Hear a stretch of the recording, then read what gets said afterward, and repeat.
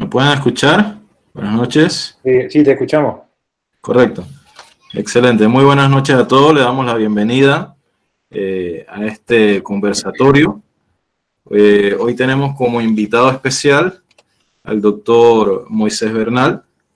Él estudió su licenciatura en Biología Ambiental en la Universidad de Panamá. Posterior a eso, un doctorado en Biología Marina en la Universidad de Texas, en Austin. Un postdoctorado en la Universidad del Rey Abdullah en Ciencia y Tecnología. Un postdoctorado en la Universidad de Buffalo. Y actualmente es profesor en la Universidad de Alabama. Le damos la bienvenida, doctor Moisés. Vamos a arrancar con dos preguntitas para darle paso entonces a su presentación. ¿Cuál ha sido esa área de su especialidad y las investigaciones que usted ha realizado hasta este momento en su laboratorio? Bueno, buenas noches y muchas gracias por la invitación a Abel y Rogemif y también Rodolfo. Me emociona mucho poder compartir las investigaciones que estamos realizando asociadas al cambio climático y los peces marinos. Déjenme mostrarles primero algunas de las diapositivas que había preparado. Una de las cosas que nosotros tenemos que tener muy claro es que el cambio climático es la nueva realidad de nuestro planeta. Entonces, eso de que si el cambio climático existe, si no existe, o sea, el cambio climático es una realidad, la mayoría de los científicos la tenemos muy clara y el mayor debate o la mayor punto de discusión es realmente no si la temperatura va a aumentar o si la temperatura no va a aumentar, sino más bien cuánto va a aumentar de aquí al año 2100, de aquí al fin del siglo, ¿no? Entonces aquí podemos ver muy claramente que si tenemos un promedio, la temperatura promedio del planeta ha subido desde los años 1880, cuando ocurrió la revolución industrial, y ha aumentado la cantidad de gases invernaderos en la atmósfera, y eso ha llevado a que aumente la temperatura de la superficie terrestre aproximadamente 1 grado Celsius. Entonces, muchas veces pensamos que ese cambio es muy pequeño y ese cambio no va a llevar a grandes consecuencias, pero la realidad es muy distinta. La realidad es que un cambio de temperatura de 1 o 2 grados Celsius para los organismos vivos puede tener muy, muy graves consecuencias desde el punto de vista de su fisiología, y eso entonces va a llevar consecuencias ecológicas muy grandes a posteriori. Entonces, como les comentaba, hay distintas formas de calcular esto, y una de las maneras de calcularlo es que se puede estimar la trayectoria de las emisiones de gases de efecto invernadero, como el CO2, el metano y demás. Y hay varios tipos de estimaciones.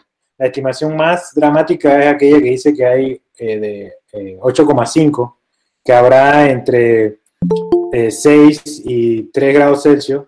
Y hay otras estimaciones que son mucho más leves, que estiman que va a haber de 1,5 a 3 grados Celsius en un incremento de temperatura hacia el año 2100.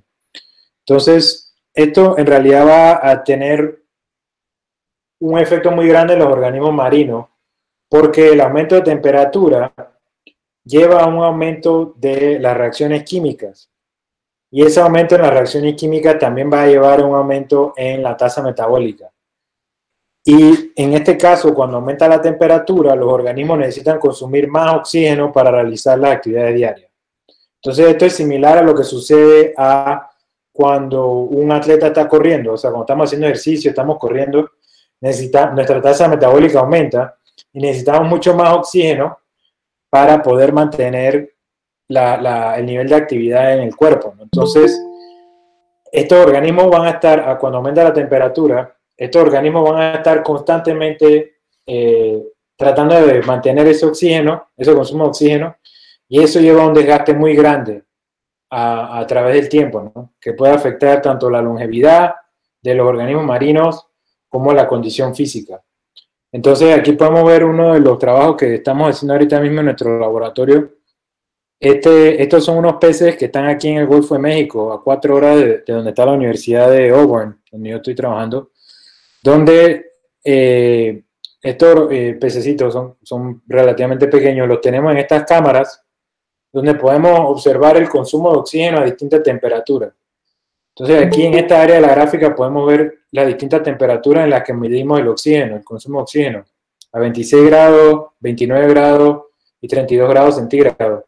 26 grados es la temperatura promedio en la que ellos viven, y cuando lo aumentamos a 29 y 32 se puede ver claramente que aumenta significativamente el consumo de oxígeno. Entonces podemos ver que a medida que aumente la temperatura, estos organismos se van a ver afectados, ¿no? Y una de las maneras de medirlo es a través del consumo de oxígeno. Entonces este es el tipo de trabajo que estamos haciendo, de intentar ver cuáles son las respuestas de los peces marinos, sobre todo a los efectos que se están esperando al fin del siglo con el cambio climático.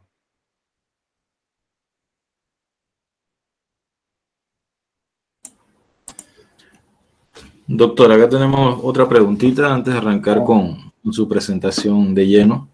De todas las investigaciones que usted ha realizado hasta este momento, ¿cuál es el que usted considera su aporte más significativo?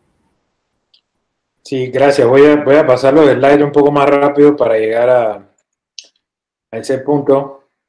Sí, una de las cosas que me gusta recalcar cuando estamos haciendo este tipo de presentaciones es que muchas veces tenemos esa imagen de las películas o de las cómicas en que las personas, como que los científicos están en un laboratorio y de la nada encuentran como que una respuesta, ¿no? Una respuesta que no estaba antes, así como que un momento de eureka, un momento de que descubrimos el átomo, o descubrimos el fósil, o descubrimos tal y cual cosa, cuando en realidad los avances científicos se dan de manera progresiva, o sea, muy, muy poquito a poco.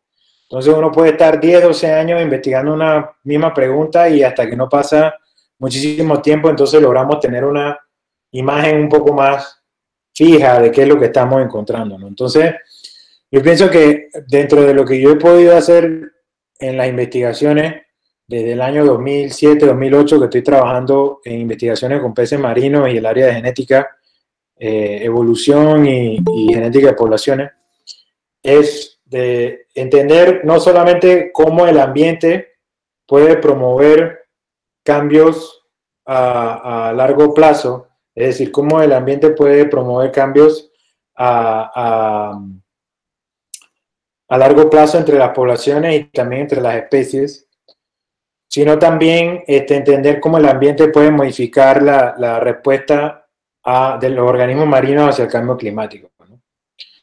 Entonces, uno de los trabajos que he podido colaborar, que fue una colaboración bien grande con personas de Estados Unidos, profesores que ahora están en Hong Kong, colaboradores en Australia, en Arabia Saudita y demás, inclusive también Nueva Zelanda, había unos investigadores de Nueva Zelanda en ese proyecto, fue entender cuáles son las respuestas moleculares, como podemos ver aquí, cuáles son las respuestas moleculares a los efectos del fenómeno del Niño, a los efectos de las olas de calor.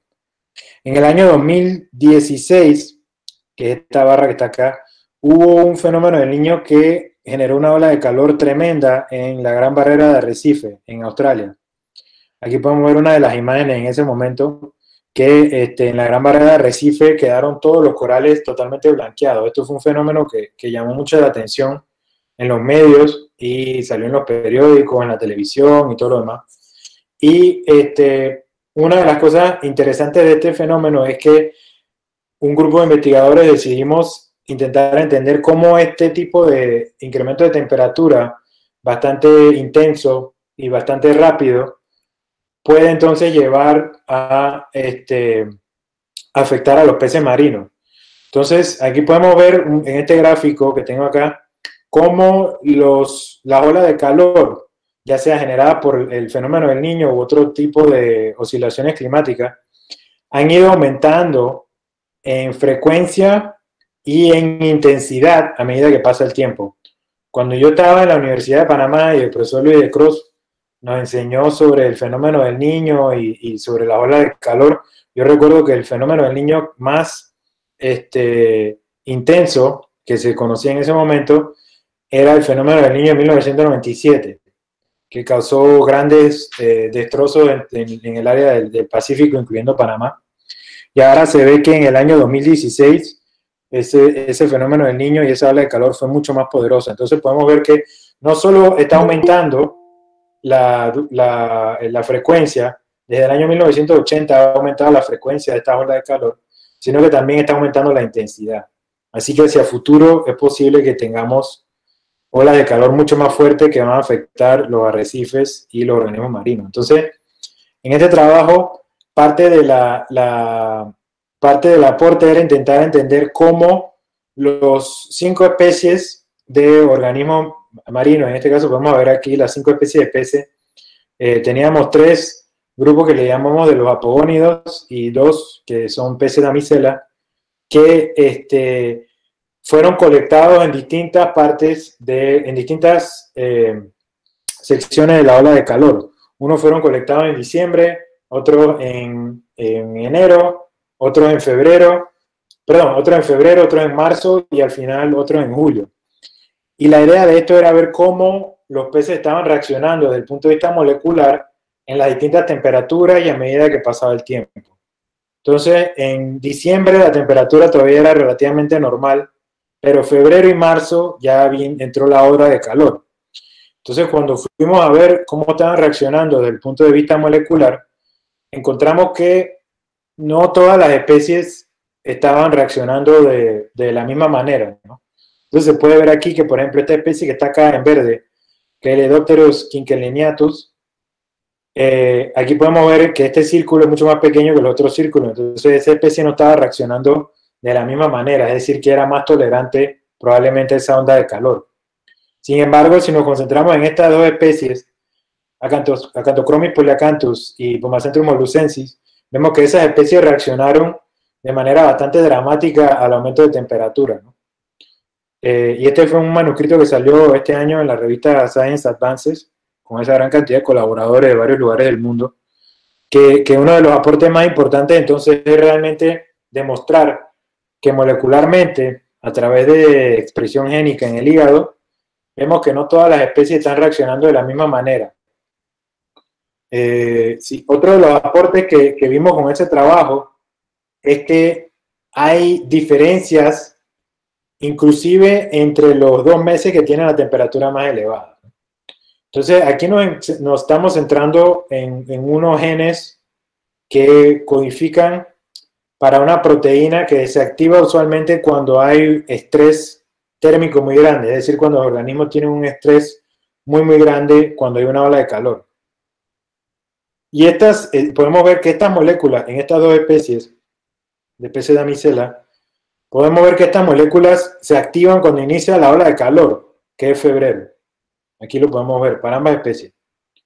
Pero en marzo encontramos la misma temperatura, pero en marzo ya esos genes estaban desactivados.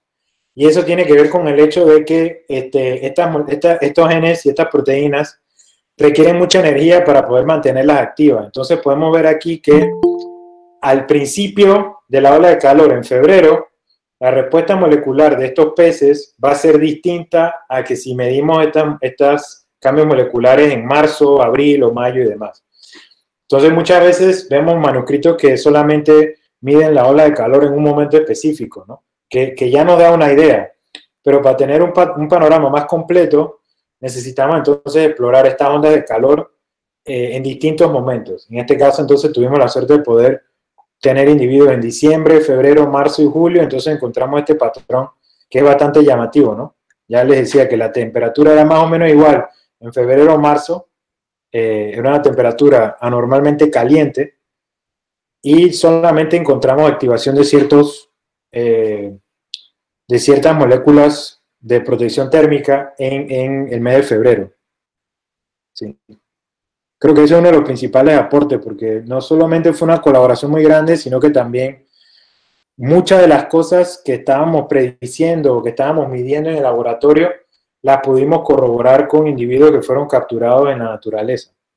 Entonces no era tanto sino un experimento, sino una demostración de lo que se hace en cautiverio.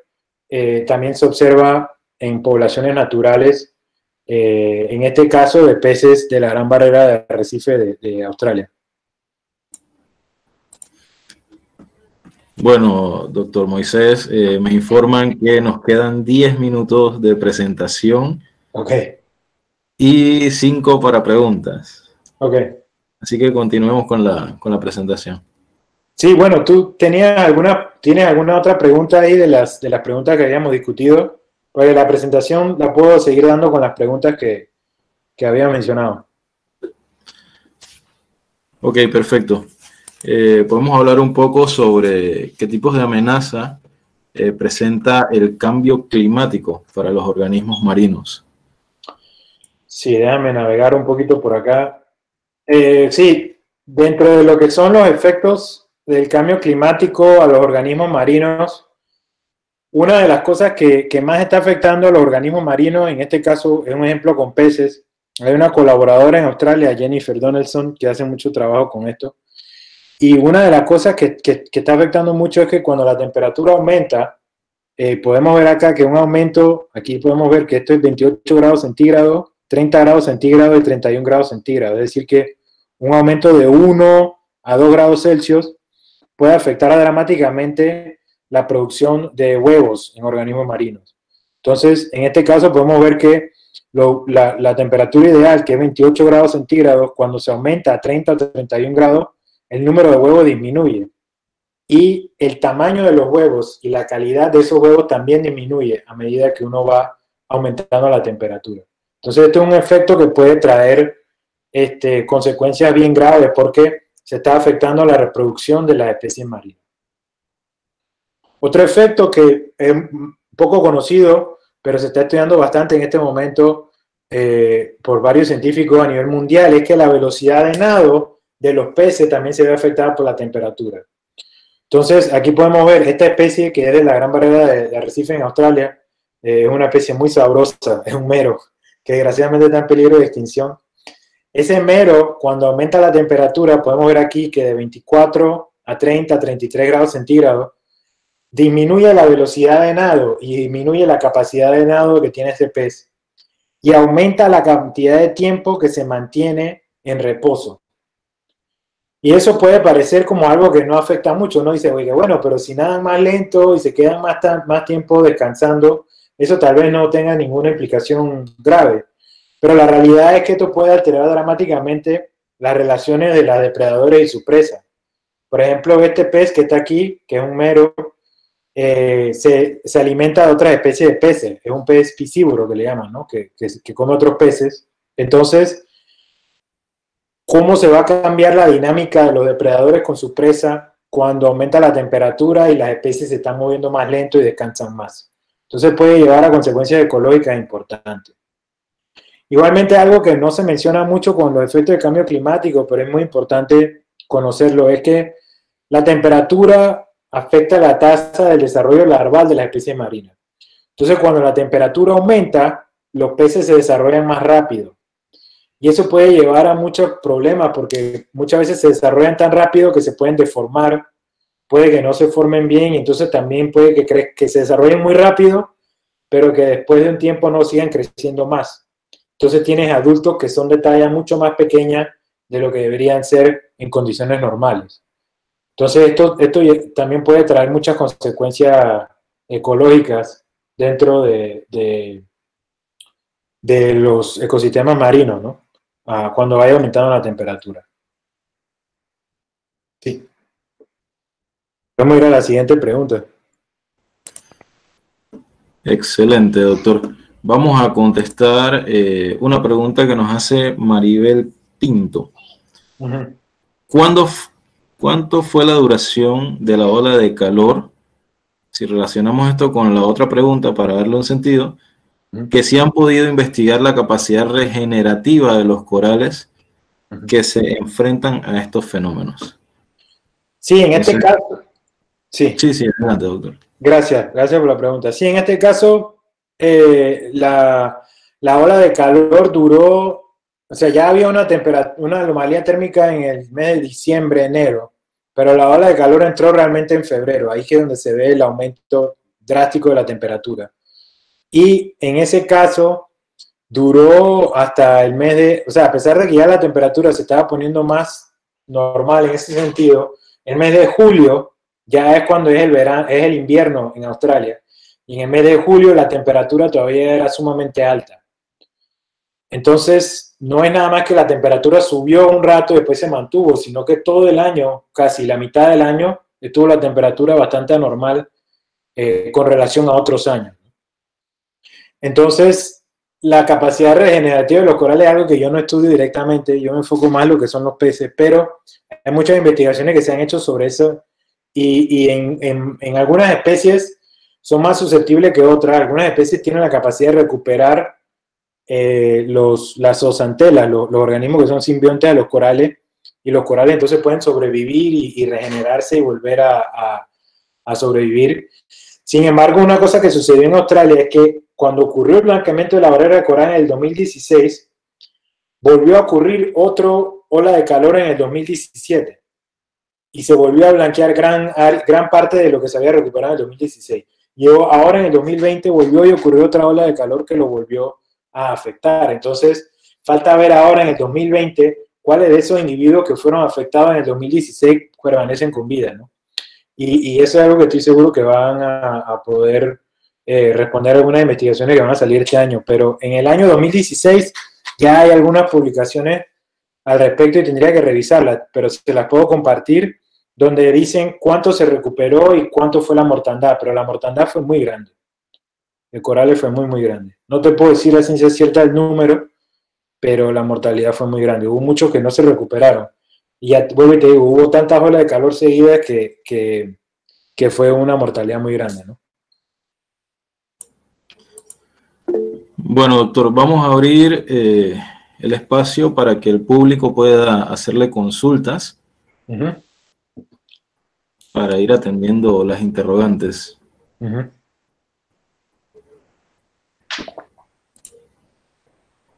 Ok, acá tenemos otra pregunta ya en el chat de Rodolfo.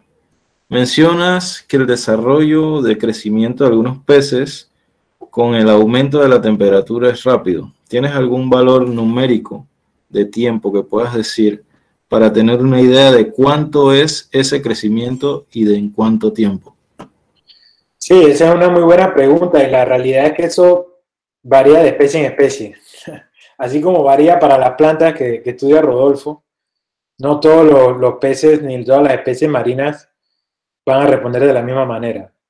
Entonces, en este caso, por ejemplo, este era para un estudio que se hizo con una anguila europea, se me escapa el nombre de la especie, pero este era un desarrollo larval de la anguila europea, y este es un estudio en Noruega, donde ves que la temperatura promedio es 16 grados centígrados, y para que la larva ya se desarrolle independientemente, al momento que pueda alimentarse de manera independiente, a los 16 grados, eso va aproximadamente 16 días. Pero si aumenta la temperatura a 22 grados, ya la temperatura un poco, con ese aumento de temperatura, a los 8 días ya tienes una larva que se alimenta independientemente. Entonces, en este caso específico, se redujo a la mitad el tiempo de desarrollo. En otros casos es mucho más dramático, en otros casos es mucho más lento. Y en muchos casos también hay veces que la larva no se desarrolla, la larva no se termina de desarrollar porque el aumento de temperatura es tan alto que puede generar muchas deformaciones al momento que se están expresando los genes asociados a la formación de los órganos y demás, y hay veces que los organismos no se terminan de desarrollar, y otras veces también que la demanda metabólica es tan alta que los organismos no sobreviven, ¿no? Así que hay toda una serie de problemas, pero decirte un número así como si fuera una constante es difícil, ¿no? Porque cambia mucho de especie en especie. Pero puede ser la mitad del tiempo. Ok, doctor. Nos pregunta Lael García. Si capté bien, los efectos del cambio climático, que en general son aumento de temperatura, son principalmente en la tasa metabólica, Ujú, oxígeno, ujú. en cualquier etapa o principalmente en la etapa larval. Sí, bueno, esa es una excelente pregunta. Hace poco hubo un estudio muy grande que hizo un compendio de muchas de los organismos marinos para determinar cuáles eran las etapas más vulnerables, ¿no? En ese sentido. Y se encontró que la gran vulnerabilidad era cuando los organismos estaban en estado larval y cuando los organismos se estaban reproduciendo. Y lo podemos ver aquí claramente, ¿no? Con estas dos slides. Porque aquí podemos ver cómo los estadios larvales pueden sufrir mucho, ya sea porque aumenta la tasa metabólica o porque hay deformaciones o porque tal vez no resisten la demanda metabólica asociada al aumento de temperatura, pero también porque cuando los individuos se están reproduciendo puede haber muchos cambios. Aquí les mostré cómo el número de huevos y el número de crías que se produce de una generación a la siguiente se puede disminuir. También hay casos en que el aumento de temperatura, muchos peces y muchos invertebrados también, por ejemplo, esto sucede mucho en las tortugas, inclusive en especies de serpiente, que la temperatura determina el sexo del individuo. Entonces, muchas especies de peces, cuando aumenta la temperatura, pueden tener un sesgo hacia la producción de solo individuos machos o solo individuos hembras en otras especies, ¿no? Eso sucede en tortugas marinas, por ejemplo, que el cambio climático puede llevar a un sesgo, a llevar poblaciones que sean solo femeninas, por ejemplo. Entonces lo mismo sucede en peces. Entonces la temperatura afecta mucho la reproducción, ya sea disminuyendo el número de cría, afectando el desarrollo de los huevos, afectando, llevando a sesgos en el número de hembras y machos de una determinada población, y también inclusive puede llevar a que los espermatozoides y los óvulos no funcionen de manera correcta, ¿no? Entonces, hay una etapa que son más sensibles, especialmente ya cuando los juveniles tienen cierto tamaño son más resistentes, pero las etapas de reproducción y la etapa larval son las más sensibles en general. Pero volviendo a lo que decía con Rodolfo, cambia mucho por especie, ¿no? Cambia mucho, mucho por especie. Pero bueno, Excelente. sí, excelente pregunta. Desde YouTube, la otra plataforma que estamos transmitiendo en vivo, nos hacen las dos últimas preguntas. Nos preguntan si el calentamiento global es inminente, ¿será posible revertirlo? Eso es una... Sí. ¿Y cuál es la segunda? La segunda es, ¿se ha estudiado cómo influye la relación entre el aumento de la temperatura y la acidificación en los océanos, por lo menos en su caso, que son el estudio de los peces? Sí, bueno, ahí voy a contestar primero la segunda pregunta y voy a tratar de unirla con la primera. La acidificación en el océano y el aumento de temperatura están asociados por el hecho de que los dos están relacionados al aumento en los gases invernaderos. Sin embargo, en el caso de la temperatura está aumentando porque el aumento en los gases invernaderos en la atmósfera crea como si fuera una capa, como si fuera una manta que impide que la energía salga de la atmósfera, ¿no? Entonces eso está provocando el aumento de la temperatura. El aumento de CO2 en la atmósfera, como si imagínate que la atmósfera fuera como una campana, entonces aumentar el CO2 dentro de la atmósfera va a llevar a que ese CO2 entre mucho más en el mar.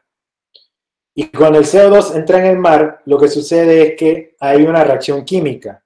Y esa reacción química hace que se formen átomos libres de hidrógeno. Y entonces ahí es donde ocurre la acidificación y disminuye el pH del mar. Entonces, el efecto del aumento de temperatura y el efecto de acidificación son distintos, ¿no? Pero están asociados al aumento de los gases de efecto invernadero. La acidificación está provocando cambios en los peces, afecta el desarrollo y afecta también la fecundidad. Cuando se suman los efectos de la temperatura y el CO2, hay también otros efectos en la reproducción, también muchos efectos en la velocidad de nado. Pero el CO2 tiene un efecto particular que se está estudiando mucho ahora y es un punto de gran discusión porque hay evidencia a favor y hay evidencia en contra en que el CO2 va a modificar o está modificando, el aumento de CO2 está modificando el comportamiento de los peces. Muchos trabajos han descrito que cuando aumenta el CO2, los peces no son capaces de recibir información sensorial de la misma manera.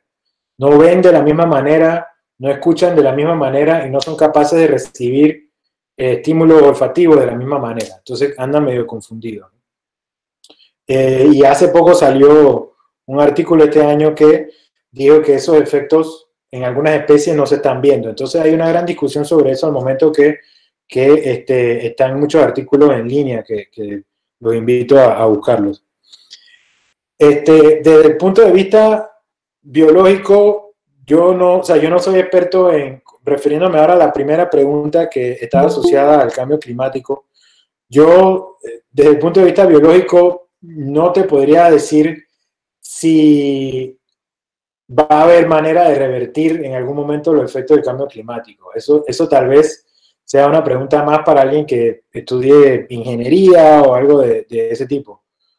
En este momento, lo que yo sí te puedo decir es que las estimaciones nos dicen que el cambio climático va a ocurrir inminentemente de aquí al fin del siglo, pero lo que de repente cambie es cuánto va a aumentar la temperatura. Si nosotros seguimos emitiendo los gases que estamos haciendo en este momento, o sea, si mantenemos nuestro uso usual de los recursos con respecto a los combustibles fósiles, la temperatura va a aumentar de manera exorbitante, 5, 6, 7 grados centígrados al fin del siglo, si seguimos manteniendo lo que estamos haciendo ahora. Si seguimos los lineamientos del acuerdo que se firmó hace unos años en el Acuerdo de París para reducir las emisiones de efecto invernadero, y eso, quién sabe si se cumpla. Si eso se cumple, aún así, el aumento de temperatura va a ser de 1 a 1,5 grados Celsius a nivel mundial, en promedio. Entonces, si de aquí al 2200 o al 2300, de repente tenemos una máquina que nos ayude a revertir y volver al clima que teníamos en el año 1700, eso no lo puedo contestar.